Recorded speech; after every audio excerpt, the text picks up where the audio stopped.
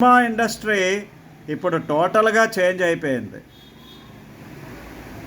Pan India cinema తీసే సంకల్పంతో ప్రతి ఒక్కరూ భారీ చిత్రాల వైపు పరుగులు తీస్తున్నారు.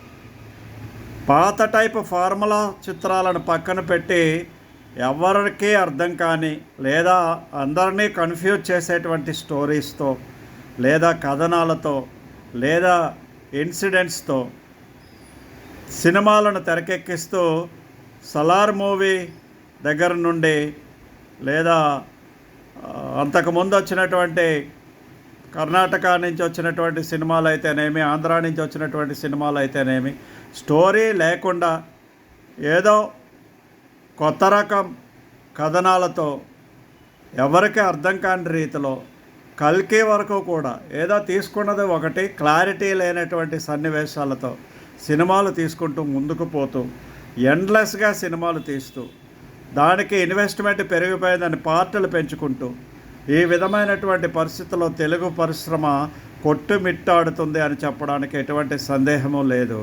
ఈ విధంగా కనుక పోకడలో ముందుకు పోయినట్లయితే ఏ సినిమా కూడా ఎక్కువ రోజులు నిలబడదు, పెట్టిన పెట్టుబడులు వెనక్కి రావు. ఉత్తినే పాన్ ఇండియా హీరో లేకపోతే ఇంటర్నేషనల్ హీరో లేదా యూనివర్సల్ హీరో అని చెప్పుకోవడానికే కానీ నిర్మాత జేబుకు చిల్లు పడ్డం ఖాయం, కొనుక్కున్న డిస్ట్రిబ్యూటర్స్ నాశనం అయిపోవడం ఖాయం. అందువల్ల తెలుగు పరిశ్రమ పూర్తిగా చేంజ్ కావాల్సినటువంటి అవసరం ఉంది.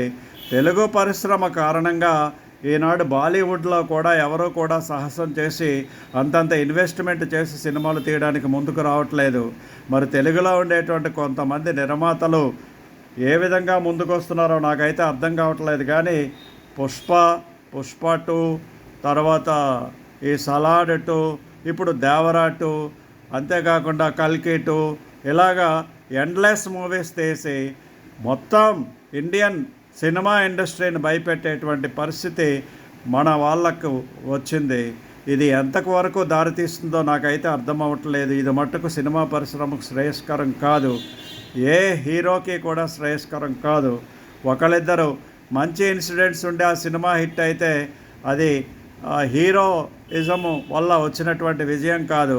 అది దర్శకుడు యొక్క ప్రతిభ లేదా టెక్నాలజీ యొక్క ప్రతిభ అవుతుంది తప్ప ఇప్పుడు హీరోని ఎలివేట్ చేసి మనం చప్పట్లు కొట్టేటువంటి పరిశ్రమ తెలుగు పరిశ్రమ నుంచి చేజాటిపోయింది. తస్మాత్ జాగ్రత్త. అభిమానులు మీరు కూడా జాగ్రత్తగా మీ అభిమానులకు సలహాలు సంప్రదింపులు చేసుకోండి. రానున్న రోజులు ప్రతి హీరోకు గడ్డు కాలమే అనేటువంటి విషయం నేను ఖచ్చితంగా చెప్పదలుచుకున్నాను.